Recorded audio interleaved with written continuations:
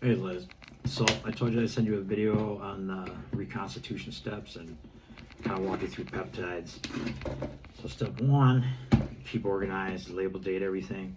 Need some alcohol wipes, like to be sterile as possible. It's just standard lab practices, right? All right, so that's that. So your auto injector pen is going to come with a couple of different tips and a couple of different things. They got a couple of these little different tips that fit on there. What's the most important thing is that this this standard 31 gauge, 8 millimeter, 100 UI diabetic syringe. You put this in there, and you fully depress that down. And then you take this thing, this little guy. It's got a little notch on one side, and the other side doesn't. So there's a little notch, and the goal is to get that. There's like a little ruler, and you want that needle to stay right at 6 millimeters, right? So mine needs to go in a little bit. I'm gonna check it, and it can be different for every needle. You know, some are long, some are short. I like these easy touch ones because they are free and readily available.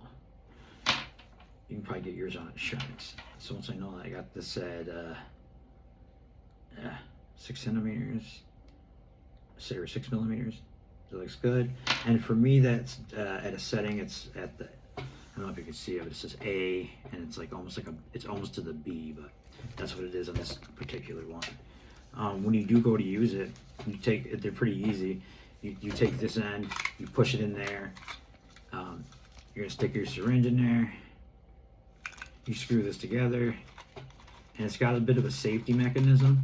So like you can see how that pushes down. And the good thing about this is you never see the needle. And so you push this down, and once that's down and you're at the right angle, it's got this little button you push. You hear that little click. That little click, you know, I didn't have anything in this, but you'll see it has like a little window. That little window will, you know, even if the syringe is full 100 UI, or for 100 units, it'll like slowly put that, dispense it at the right rate. And then you'll see that little window. Once that little window is all full, you still want to count about 10-15 seconds, and then you can remove it, you know, just to make sure it gets all in there. And then that on that injection site, usually I don't bleed or have any issues with it. Some compounds cause injection site reactions. Some of them you can mitigate, some of them you can't. But I usually don't bleed. It usually doesn't hurt. But you can put like a little bit of pressure, but it's not advisable to like to massage it or get it to work around. The goal is to hit the subcutaneous layer. And the golden rule of thumb on that is like you pinch it just like anybody would insulin, because you know, insulin was the first peptide. So if you can pinch 1 inch of fat, then it's recommended to do this at a 45-degree angle. So if I pinch that, you know, if this is 90, that's 45, or I mean, you'd be doing it the other way. So if that's 90, that's 45, and I'll demonstrate that later. If you can pinch 2 inches of fat, then it's recommended to do a straight 90-degree angle. I like these because they work, and it's the same thing every time. They don't hurt. It's hard for me to deal with needles, and I don't like the idea of just a pinch and jab and all that. It takes the air right out, and it's great to have. Okay, so for the reconstitution procedures, we're going to take a vial like this. So this vial is frozen. Now I have left this, once removed from the freezer, you have to let this sit at room temperature for at least 20-30 minutes. And you do that so when you do reconstitute it and then store it later in the fridge, it doesn't cause any condensation to form on the inside of the vial, because that can cause spoilage and stuff. So they all have plastic removable caps. We're going to remove that, and we're going to need a certain solution. Some of them, they all pretty much use bacteriostatic water, which is just essentially sterile saline with 0.9% benzyl alcohol. That benzyl alcohol is in there so that it kills any type of bacteria, so you can reuse the same vial multiple times, you know, without the endotoxins or exotoxins. Now, let's see if I got something. After that, this has to be done every time you access that vial, every time you reconstitute anything. We have to make sure we sanitize everything. We take an alcohol wipe. These things are free. You don't fan it. You don't blow on it. You let it do its thing. and that's for each one. Now, you let that dry. I'm probably going to rush this one a little bit. So, these lyophilized powder vials that are sealed and safe, right? They're under vacuum. So if you were to just put some reconstitution fluid in it, it'll just suck that right in there. And we can't do that because it'll damage the peptides. The peptides are small chains of amino acids. They have very weak bonds, and just shaking it could it'll cause cleavage of the bonds. It'll destroy the peptide and make it not effective. So the first thing that we're going to do is we're going to bring equilibrium to that. So I'm just going to pull a plunger out of it. I'm going to put it in here, and I'm aiming for the middle. And when you do it, you can see the powder even jump around inside sometimes, right? Okay, so we are reconstituting TB500. That is that works very well with BPC 157 for tissue repair. It has actin in it, helps the cells communicate, helps direct them where to go. That's something you only need twice a week. But we are going to go ahead and reconstitute this with 1 ml of solution. And anytime you remove or add something, since we just equalize the pressure, this has got equalized pressure right now, but we need to take some out. Anytime you take some out, you have to add some pressure in. So we got some air in there, and we're going to add the air into that, because without that, it's not gonna want to come out. I'm going to draw some of that out. Dun, dun, dun. And not all bacteriostatic water is the same. Some companies make good, some companies make bad. It has gone up 600% in price. Different compounds, 90% of the peptides that I have absolutely require this, but a few of them it hurts. You have to use something else, like oxytocin, for example. The benzoalcohol in this will kill the oxytocin. All right, so we got this vial. Now, if we look carefully at this vial, we can see at this top there'll be like a little slit. See that little slit? That little slit. So that's what I'm aiming for. So I'm aiming for that. I'm going to go in at a 45-degree angle, and the goal is not to have it shoot directly onto the lyophilized cake. You want it to slowly drip down the side of the vial. So I'm going to find that little thing. Here we go. Put that in at 45. And even before I put that in, I'm going to hold it like this. I'm going to hold the plunger because I've had it not establish equilibrium or the pressure, and it still be under vacuum, and then it sucks it all in. So I just to be safe, I just like to pinch the plunger and hold it as I'm going in for the 45-degree angle. Sometimes you got to adjust it a little, if it's not going in there. All right, so that's in there. And see if you can have you see this. And I'm just going to slowly, I don't know if you see it, it's just slowly running down the side. And the idea is that you want to prevent foaming, and you definitely don't want to shake it or agitate it. Once these are in their lyophilized powder form in a freezer, in the right conditions, these are storable for a couple of years. Once any type of liquid is added to it, the shelf life becomes about anywhere from 4 to 6 weeks, depending on the compound. Now, a lot of them won't dissolve right away. And the last thing you want, most people just want to just take the thing and just shake it, right? And I did, that's something that I did the first time. But the proper method is to just go like this, put it in your hands, and you go like this, kind of angle it down, but you never severely agitate it. You can, about the best thing that you can do is you can swirl it about that much. And if you look at it and it's not fully dissolved yet, just set it down and come back to it. Now, once that's reconstituted, the next most important step is labeling.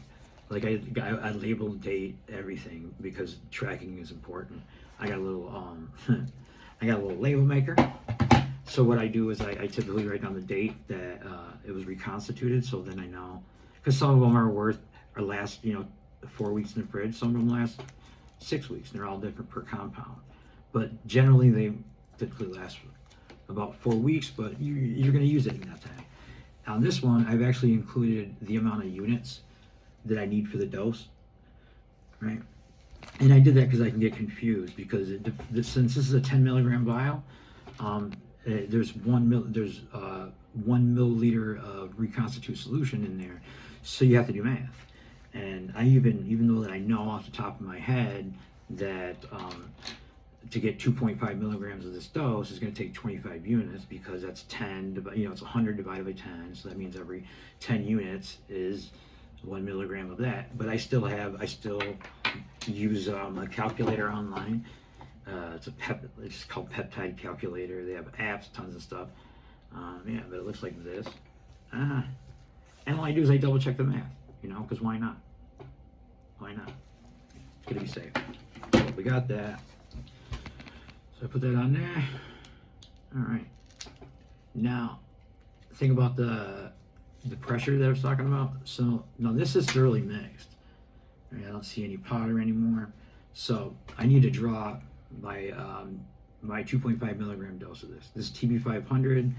It works very well with BPC 157. Actually, those blended together, they refer to as the Wolverine mix, meaning like Wolverine from X-Men's healing powers. Now, the same thing with the pressure. If we need to take some out, we have to add some. Now, and then this, once it's like this, it has to be immediately refrigerated. You avoid shaking it. It has to be avoid light, avoid moisture.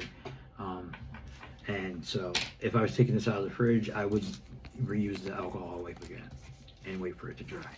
So I know I'm gonna need 25 units. You don't have to be exactly 25 units to add into it. You can add a little more, a little less, but just so the pressure is there to come out. So I'm just gonna pop some air in there, put that down, and take that upside down. And this can be a little tricky. Sometimes you have to like pull this out and pull it back in, and you slowly get it up to this dose. This is 25 units. You never want to get too much in here and then push it back into the vial, because the vial is sterile and it's sterilized with benzyl alcohol. But we've just exposed it to potential bacteria. We don't want anything from the needle going back into it. All right, so that's done. So we got this. I have this container. I got this from the Dollar Tree. It's a glass container. And I got this because it had a rubber seal. And then I spray painted it silver, because light can degrade things. I have a gem, you call these gem cases. It's what they come in when they're shipped. So I usually keep it in that. Pop it in there. It's got the label on it. Bam, bam. It goes on. It goes in the fridge, in the bottom crisper drawer, not in the door, because you want stable temperature. Okay, now the next step is to inject this. Now to inject this, we're going to use the same model pen. Sorry if I'm going fast. See all that yellow thing's there? We're just going to take this. Oh my God! I knew something was going to go wrong. So we just flip it like that. We're going to take the shot we just mixed, and we're going to put it in there. And you have different layers. I'm sure you're aware of the subcutaneous areas. I'm just going to do like my stomach. The easiest, because they say that's the most consistent one, is like your stomach. So I like this area. I'm gonna pinch about an inch, because I can't. Maybe I can get 2, but we'll say an inch. And this is probably the best. It's the most consistent area. So since it's just an inch, that's 90. So that's 45. It does a safety mechanism. I push this thing, it pops, and now I can see that the gauge is full. And I'm gonna wait 10-15 seconds. Oh, there goes my shirt. And I didn't feel a thing, And look at that. That's it. Now, when you have to rotate the sites, you want them to be about an inch apart.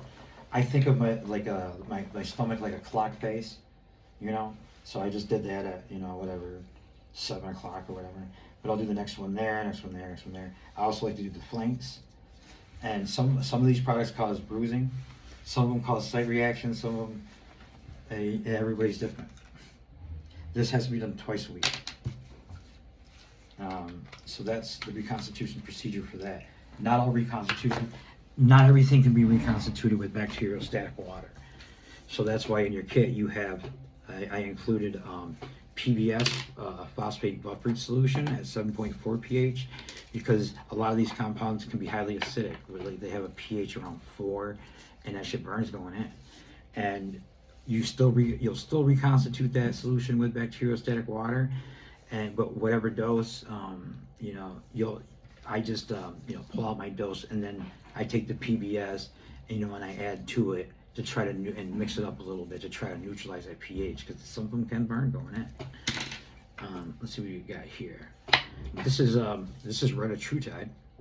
This is the GLP, the triple antagonist GLP medication that I take once a week.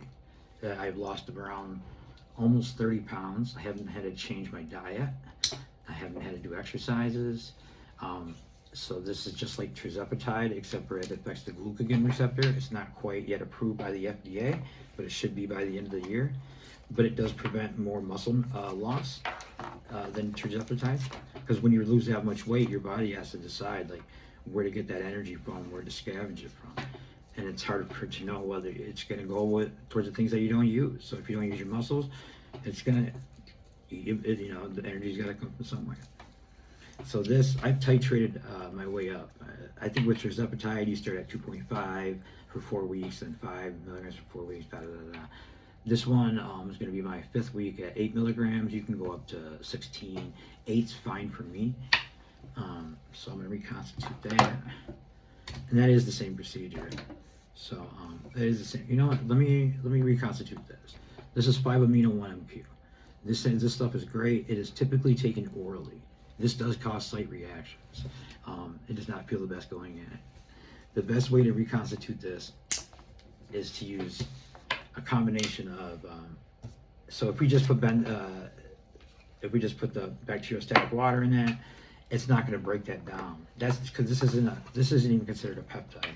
It's a small molecule, but it's really neat. It's really effective at your metabolism, because it helps tell your system to burn fat instead of it tells your body not to store fat and to burn it as energy.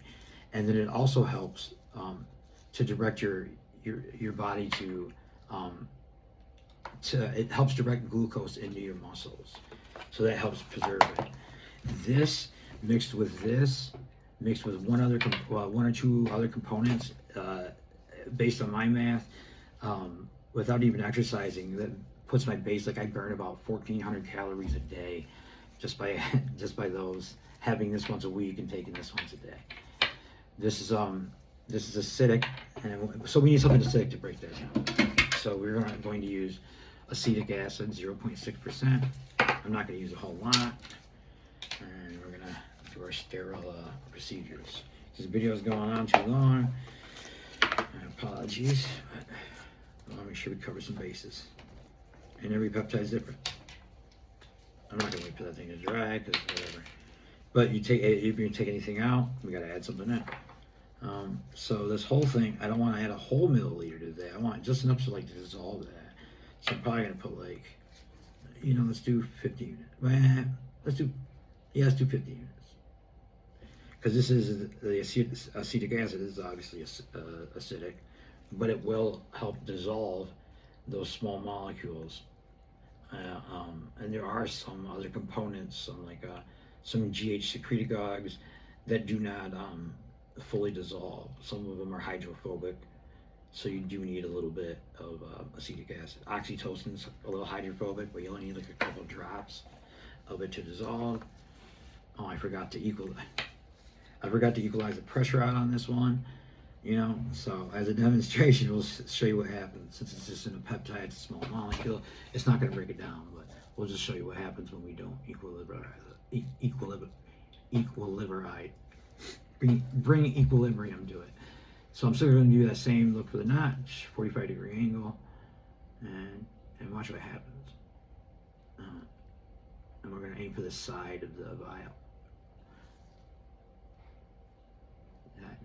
See how it's just sucking it down in there without me doing anything? We want to try to avoid that because it can do it too fast. But this one's a small molecule, so it's, it's less susceptible to the bonding cleavage than a typical one. And same thing, we're gonna roll it, swirl it, and then we're gonna label and date it. Now see how that's got, I put half a milliliter in there, so I have to do math again. There's 10 milligrams in this. If I'm gonna do a 5 milligram dose, that means I'm going to have to take out 25 units of that, but that stuff is really acidic. So 25 units of that, and then I'd go up to like 70. I would add an additional 50 units of PBS, the phosphate buffered solution, because this probably has a pH right now around 4, if not like 3.8 or something crazy. But the PBS is a buffering solution that'll help. PBS isn't the most effective for long-term storage for reusable vials. Bacteriostatic water is the best solution for that. Some things absolutely need sterile saline. Oxytocin is an example of that. Oxytocin requires just a couple drops of acetic acid just to dissolve it a little, and then you have to use just straight saline. And oxytocin is something that you only need so little of, but I use it to helps me with anxiety and I hope just the general overall feeling of calm and wellness. For women, it helps increase their sex drive. So oxytocin, when you do make that, you do a little bit of acetic acid. You have to mix it with just saline, and it's dispensed in a nasal spray. So it's something I made, it's about gone. But it says the dose, date, what it is, and that's the best. Any type of anything that's in affect your brain, that's neurotropic or anything. It's that olfactory gland is a good absorption point for it, because it bypasses your immune system and stuff. So here is my maybe that burns? No. Yeah. So that's my PBS. So I'm gonna go ahead and take out some of this, and it's still under pressure. So if I want 5 milligrams of this, which is kind of a lot, but you're supposed to take 50 milligrams of this orally, and this does help throw your metabolism like fucking into overdrive. Okay, that one I didn't equilibrize, so it's not coming out. I have to add more pressure to it. Bam. Okay, let's see if it'll actually draw out now. Oh, look at that. Something's drawing out. So if I want, no, you can do it. And this is a 10 milligram vial. I did include some of this for you. This stuff will leave a reaction, like it'll make your site injection red, and sometimes it hurts going in. But yeah, it's typically something that you take 50 milligrams orally, but I can't afford that shit. And there's subcutaneous administration of this is more consistent. I mean, well, not more consistent necessarily. It dispenses it over a greater period of time, which makes it more effective, in my opinion. So now, when we have some of this and this, we need to add this to this, but we can't have this shooting into that.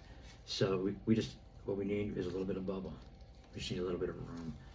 So then if this is under pressure or whatever, I didn't check, it just gives us a little bit of air room, so then that solution doesn't shoot in there. So there we go. And this is diluting it to neutralize that pH. Dun, dun, dun, dun, dun, dun.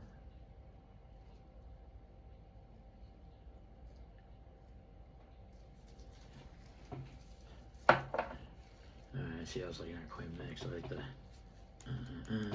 this one's easier because it's a small molecule. It's more stable. I like to make sure it's mixed up a little. Dun, dun, dun.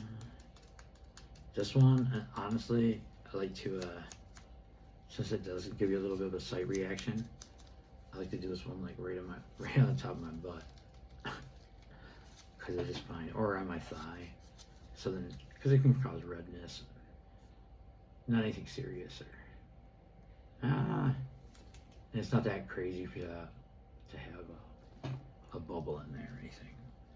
So I just brought that up to 60. And I'll be doing that one later, so I don't just show you my butt. That's the reconstitution solutions procedure for now. If you have any questions, just let me know. Once we get your labs back, we can determine the best order and sequence of peptides to do, because there are some that aren't going to be as effective or could cause a negative reaction. The ones I'm most excited for you about that I recommend starting right away is the SS31, which is amazing. That's that helps. It's so small that it can get into the inside of your mitochondria and affect cardiolipin, which allows it to like start to rebuild the structural integrity, like the walls of your mitochondria, and make them more, and that reduces leaks of electrons. So because your mitochondria give you energy, the powerhouse of the cell, because they create electrons that move through the electron proton chain. And when mitochondria is damaged as we get old, as we age, it starts to leak these electrons, and they don't go to the chain, and then we lose energy. We always feel tired and stuff. So that helps restore the structural integrity of that. The SS31 is not cheap. It is approved by the FDA for some Bar syndrome, but anyway, it is approved. Some of these are not. So what that does, after like a maybe 4 to 6 week treatment of SS31, your mitochondria are going to start working better. It's going to the electrons are going to start going through the proton chain, and they're not going to be exposed to ROS or reactive oxygen species, which act to degrade everything. They're like a free radical, and it's just like a cascading effect. Like once they're exposed to ROS, it exposes them to more to ROS, and that just degrades faster and faster and faster and faster. Once SS31 has you finished the protocol of that, then those mitochondria restored more of a useful thing, then you can start using MOTC. And MOTC is a peptide that your body makes. Your body does make about 7,000 different peptides, but MOTC is really neat because it does give you energy. It does give you, you're supposed to, so both of those, the SS31 and the MOTC, are recommended to take 30 minutes before exercising. MOTC, after you take that for a week or two, your endurance level is limitless. Like I could ride my bicycle before taking peptides or mess with MOTC or any of these things. I could ride my bicycle like at full power, as hard as I could go. My leg muscles are there. I could probably do that for a couple miles or something without stopping, being winded. MOTC, I could probably ride my bike from Detroit to Grand Rapids and not even feel out of breath. The amount of endurance that it gives, it is insane. And it's something your body only releases during exercise. But sorry if that's lasted on a little too long, but that's all I got for now. If you have any questions, I can make a video on each compound as we go by, or as we go through them, and work on your different protocol. But we will have your specific protocol down, like as soon as you get the results from your labs, like you were saying. Okay. The second most important thing after labeling, dating, and keeping organized and clean is keeping track. I have a logbook, So then what I would do is I would write down, hey, today I reconstituted that, so what did I do? I did TB500, so I'm gonna write down TB500. Today's date, 7/23, and I'm gonna remind myself, even though the label says it, that I used 1 ml and that 25 units equals my 2.5 milligrams, and that and then I took, and that's what I took today. It's good to keep a logbook, and mine is full of shit. It's good to track your progress. It is. I can tell you that the stuff is worth it. Some of it takes time. You know, some of them will feel immediately. I can't wait till we get your lab test back so we can see if we can use the thymosin alpha-1. That's something you will feel immediately. That could very well cure your lupus. If not absolutely cure it, it would reduce the effect of like the strength of the flare-ups by probably 60 or 70%. And just guessing, it would probably reduce the frequency of them happening anywhere from half as much down to like 2/3, or only occurring a third as often as they used to. It is important not to use that thymosin alpha-1 when you are having flare-ups. But I'll go over them more in detail. And like I said, if you have any questions, feel free to reach out. You should get your package tomorrow.